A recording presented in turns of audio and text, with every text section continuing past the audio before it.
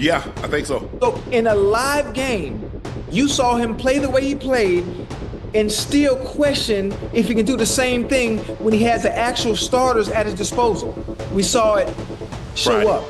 The fact that he's not getting first team reps with the ones or the twos and still went out there and looked the way he did. He's an accurate thrower, doesn't have a huge arm, moves okay, and when he's got to make big throws in the red zone, he's pretty damn good at it. That's my take. Yours. Once again, the door to Cleveland's quarterback throne remains half shut for Shedeur Sanders. Despite a flawless debut, despite the poise that turned heads across the league, whispers from inside Berea suggest Kevin Stefanski still isn't ready to hand him the keys. The reports are clear. The head coach is holding his ground, unwilling to tilt the balance away from Dylan Gabriel. And that's when the noise outside the facility roared. Ocho didn't tiptoe. He demanded answers. "You've seen what Shedeur can do," Ocho said, his voice sharp with disbelief. "You've watched him represent this franchise in real games. And yet, you still doubt what he could do if given the starters." On another stage, Shannon Sharpe went for the logic itself. "If you're questioning Shedeur Sanders against Kenny Pickett," he fired back, "how can you be so sure Pickett will perform better?" In that moment, the debate stopped being just about preseason reps. It became a challenge to the decision-making at the very heart of the Browns, a public cross-examination of whether the team's loyalty was to performance or to the plan they drew up before Shedeur rewrote it. My thing is, he says no reasonable person thinks Sanders will be fully ready to lead a team and consistently attack a complicated NFL defense 3 weeks from now. What about Dylan Gabriel? Has he shown you enough? There's a new narrative leaking out of Berea, one that says the Cleveland Browns don't believe Shedeur Sanders can handle a complicated defense. On the surface, it sounds like football talk, a chessboard of schemes and coverages. But peel back the layers, and you see it for what it is, an agenda. And it's not about X's and O's. It's about something far uglier, the quiet, unspoken bias that's trailed Shedeur since the moment he walked into the league. Shannon Sharpe didn't dance around it. He went straight at the heart of the Browns' logic. "How?" Sharpe asked. "Do you know Dylan Gabriel can do what you're claiming?" The question stings because we already know the answer. Dylan Gabriel hasn't earned that confidence. His work in camp has been underwhelming. Forget game day pressure. This is practice. Controlled environment. No Shedeur breathing down his neck. No excuses. And still, in a prime opportunity when Sanders sat out, Gabriel managed to complete just 11 of 22 reps, 50%. That's not a stat line that inspires leadership. That's a coin flip. And in a league where inches separate victory from defeat, a coin flip at quarterback is a disaster waiting to happen. But here's the kicker. This wasn't a one-off bad day.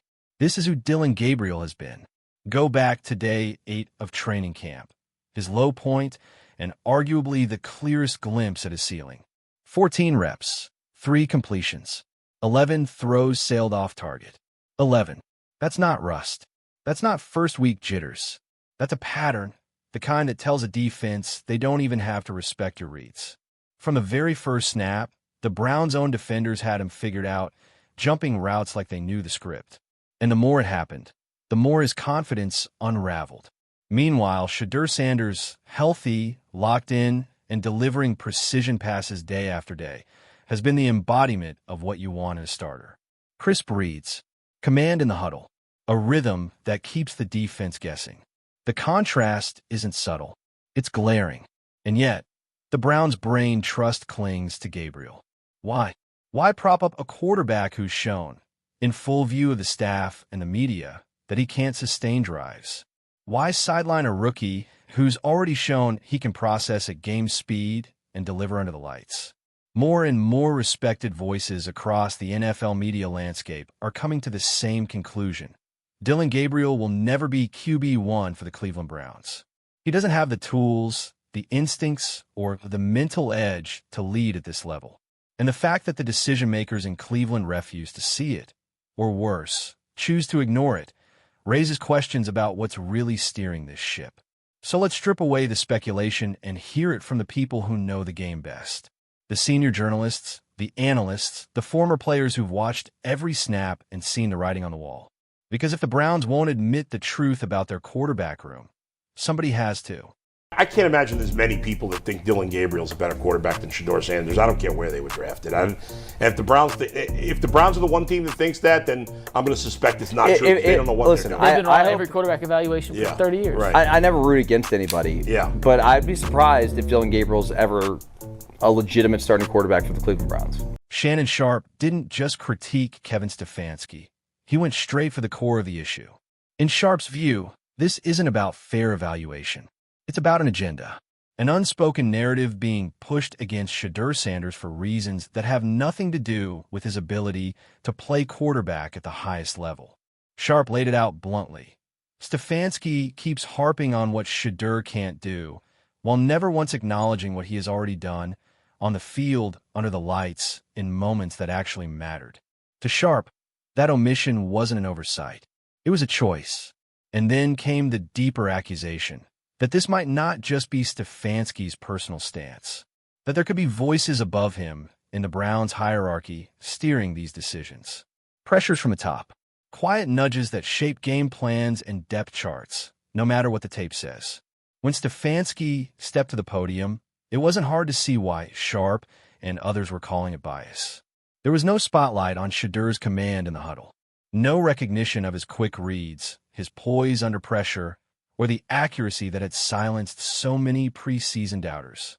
Instead, the conversation stayed locked on what needs improvement, a list of flaws without balance, a narrative without credit. In that moment, Shedeur's potential wasn't celebrated, it was buried. And if you listen closely, the silence where the praise should have been speaks louder than anything Stefanski actually said. Now, let's hear the coach's words for ourselves. But I thought the guys did a really nice job of Shedeur and operating, the guys making plays. So, again, a ton to teach off of. Then came Ocho, and he didn't just question Kevin Stefanski's stance, he dismantled it. How? Ocho demanded. Can Stefanski even say that Shedeur can't do this? The whole world has seen what he can do. This wasn't a casual defense. It was a pointed reminder, a rewind through years of receipts. Ocho wasn't speaking in hypotheticals. He was speaking from a track record carved into Shedeur's career long before he put on a Browns jersey. From the very start, at Jacksonville State, Shedeur Sanders faced the same doubts, the same raised eyebrows, the same quiet whispers questioning whether he belonged. And every single time, he answered the only way he knew how, by winning the moment, by showing up in the pressure games, by doing exactly what others insisted he couldn't. Ocho reminded the audience that this isn't a quarterback who's ever been given the easy road. He's had to earn every snap, every throw, every headline. At Jackson State, at Colorado, now in Cleveland, the story repeats. The challenge comes, and Shedeur meets it head-on. And so, Ocho's question hung in the air like an accusation. If he's done it this many times, at this many levels, what's the excuse now? Why, after all the proof, are people still so determined to look past what's right in front of them? Because at this point, it's no longer about whether Shedeur Sanders can. It's about why certain people keep pretending he can't. Wait a minute, but where's the can't coming from when we just saw him do it? I know it's a small sample size. It's 3/4 of football. But everything you said he can't do, he just did. Matter of fact, he just did what we already saw him do at Jackson State. He just did what we saw him do at Colorado. Ocho wasn't finished. He leaned in even harder, stripping away every excuse and laying the truth bare. Shedeur Sanders has already proven himself on the NFL stage, and he's done it under conditions most quarterbacks would call impossible. He wasn't throwing to star wideouts. He wasn't protected by the team's top offensive line. He was working with third and fourth team players, the bottom of the depth chart. And yet, he shined. Precision, poise, command, all without the benefit of first-team reps, without the chemistry that comes from weeks of work with the starters. Ocho's point was as sharp as it was simple. If Shedeur can perform this well with scraps, what could he do if the Browns actually gave him the full arsenal? This isn't just a debate about talent anymore. It's a debate about fairness. Because while Shedeur delivers on the field, the system around him continues to drag its feet. And that system, whether by Kevin Stefanski's personal bias, pressure from the front office, or a stubborn refusal to rewrite the script, keeps funneling opportunity toward Dylan Gabriel. But the comparison isn't close. Gabriel's camp numbers are a pattern of inconsistency. Missed reads, off-target throws, and accuracy that crumbles when the pressure mounts. Meanwhile, Shedeur's body of work keeps growing, tight window completions, smart decision-making, and a knack for elevating the players around him. The longer this goes on, the harder it is to defend the Browns' stance. Every game, every practice, every snap adds more fuel to the growing consensus among analysts, former players, and fans. Shedeur isn't just ready. He's earned his shot. And that's what makes this so damning for Cleveland. Because this isn't just about one player's opportunity. It's about the future of the franchise. Every week the Browns hesitate. They risk squandering the momentum, the excitement, and the potential that Shedeur brings to the table. So the questions pile up. Is this really about football? Is it about control? Is there something deeper happening behind closed doors? Or is it simply the unwillingness to admit that the rookie has outplayed the plan? What's clear is that Shedeur Sanders has done everything asked of him, and more. The only thing left is for the Browns to decide if they want to win now, or stick to a script that's already been torn apart on the field. So what do you think? Are Shannon Sharpe and Ocho right? Is Shedeur being unfairly held back despite proving he can lead? Are the Browns making a mistake by doubling down on Dylan Gabriel? Or is there a bigger game being played off the field that we're not seeing? Drop your thoughts below. This conversation isn't just about a quarterback battle. It's about the future of the Cleveland Browns.